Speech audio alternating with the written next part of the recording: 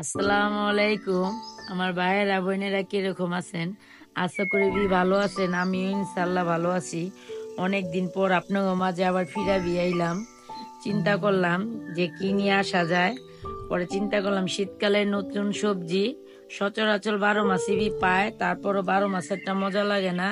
যেটা অরিজিনাল শীতকালে পাওয়া যায় ওই সবজিটাই ভালো মজা। আজকে আমি সবজিটা ভাজি করুম আর পাবদা মাছ দা সবজি রান্না করুম। কিভাবে কি রান্না করি আমার সাথে থাকেন ও দেখবার থাকেন।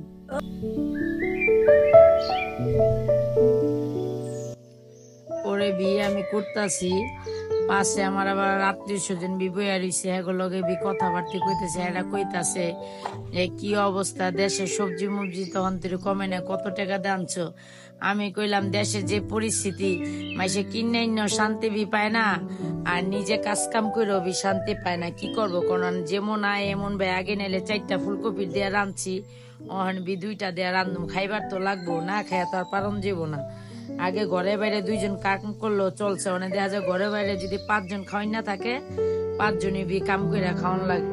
এলা পরিস্থিতি আয় বুঝা পায় হে আর ভিতরে দেখেন আমার নাই বাজারের ভিতরে ফ্রিজটা নষ্ট হয়ে গেছে। দুঃখের কথা কি কমু, যেমন একটা ফ্রিজ কিনবার গেলে নিম্নত 50-60 হাজার টাকা দরকার। খায়া বাঁচি না, ফ্রিজ কিনুম কই থেকে এখন। তা আপনারা দোয়া করেন আমার ফ্রিজটা জানি ভালো হয়ে যায়, সুস্থ হয়ে যায়, ডাক্তারখানায় না নিবার লাগে।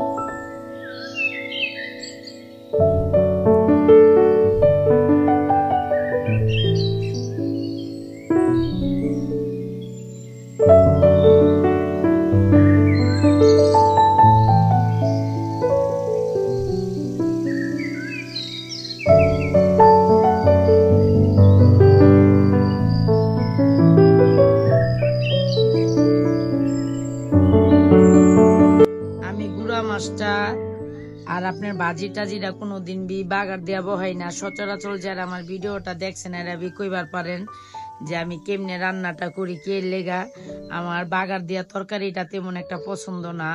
যেটা হইলো গরুর গোশটা, তারপর গুড়া মাছটা ভাজিটা, এগুলো আপনি হাতে মাইখা বসাইবেন, একদিন রান্না করে দেখেন কত মজা।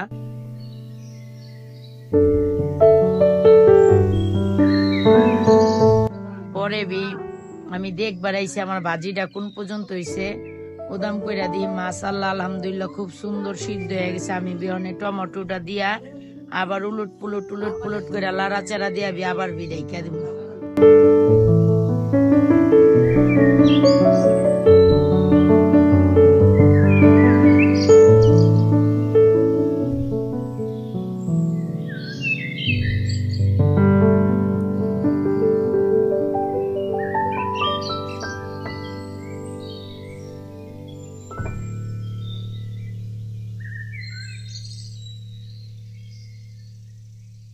পরে আবার দেখলাম উদাম কইরা, পরে দিয়ে আমার বাজিটা সম্পূর্ণ সিদ্ধ হয়ে গেছে। আমি ধনিয়া পাতাটা দিয়ে আবার উলট পুলট কইরা 2-1 মিনিটের লেগে রাখাবি আমি বাজিটা নামাই লমু।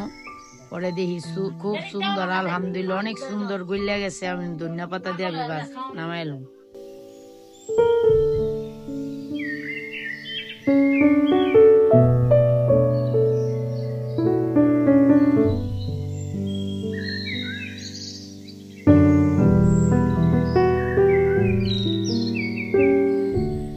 আমি কড়াইটা গরম করে তরকারির লেগা কাঁচামরিচ পেঁয়াজ দিয়া দিলাম, আর এক চুলা আমি মাছটা ভাজনের লেগা তেল গরম দিয়া দিব।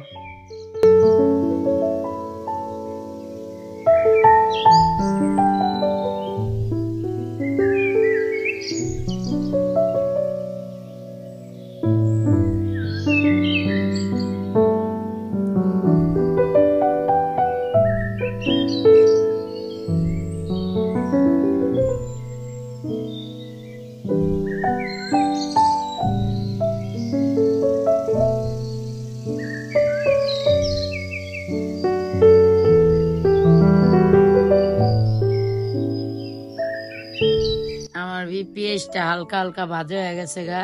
তরকারির পেঁয়াজ বাদামি কালার না করলেও চলেবি। তারপর আমি আদা রসুন জিরা বাটা হলদির ফাঁকি মুচের ফাঁকি স্বাদ মতন লবণ দিয়াবি সুন্দর করে তরকারিটা বি কষাইলাম।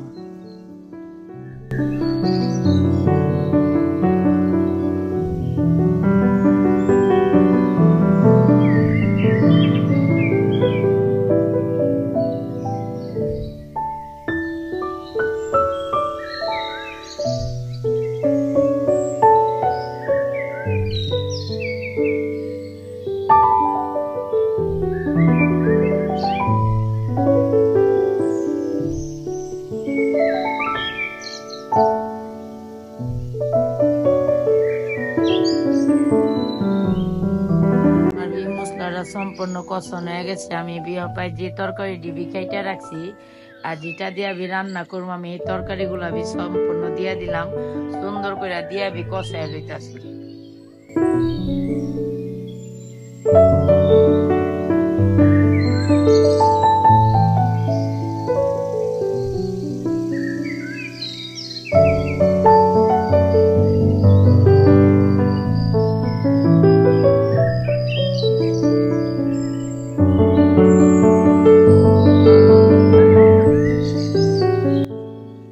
মাছগুলা বেশ সুন্দর করে ভাজা নিলাম, হালকা হালকা ভাজা। দোপাজির মাছটা কড়া ভাজা দিলে বি মজা লাগে, তরকারির মাছ এত ভাজা দিলে মজা লাগে না, কটকট হয়ে যায়।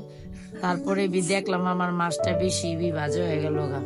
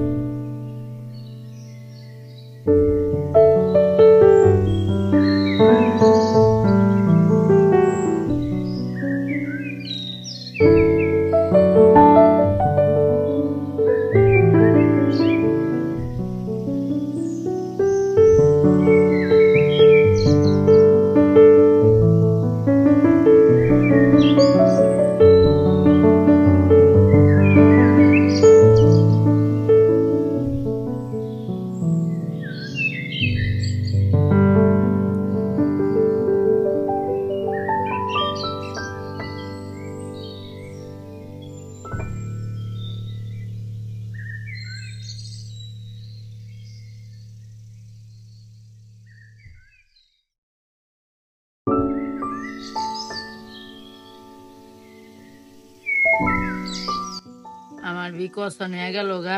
আমি পরিমাণ মতন বি পানি দিয়া মাছগুলো সম্পূর্ণ দিয়া হন বি আমি ঢেকে দিব, অনের অপেক্ষায় থাকুন।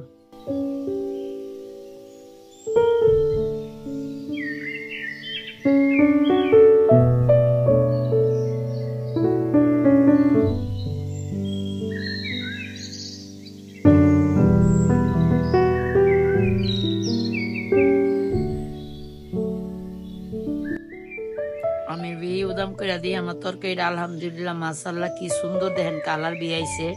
তারপর আমি বি ধনিয়া পাতাটা দিয়া তরকারিটা নামাই এলাম।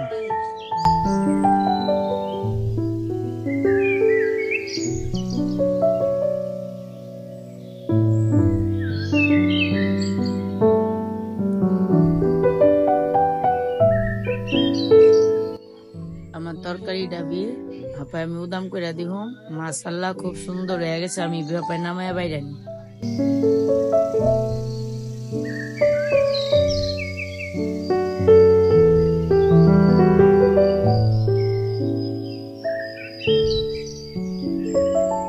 আমার রান্না বান্না সব শেষ, আপনারা শুরু থেকে শেষ পর্যন্ত দেখলেন। হাপায় আমি গোসল টুসুল নামাজ মামাজ পড়া বি খাইবার বইলাম। আলহামদুলিল্লাহ মাশাআল্লাহ আমি খায়া দেখি আমার খাবারটা খুবই মজা হয়েছে। আমার লগে আগে পিছে যে যেমনি আসিলেন আশা করি এমনি থাকবেন, ভালো থাকবেন, সুস্থ থাকবেন। আসসালামু আলাইকুম। আগামী ভিডিওর জন্য অপেক্ষা করবেন।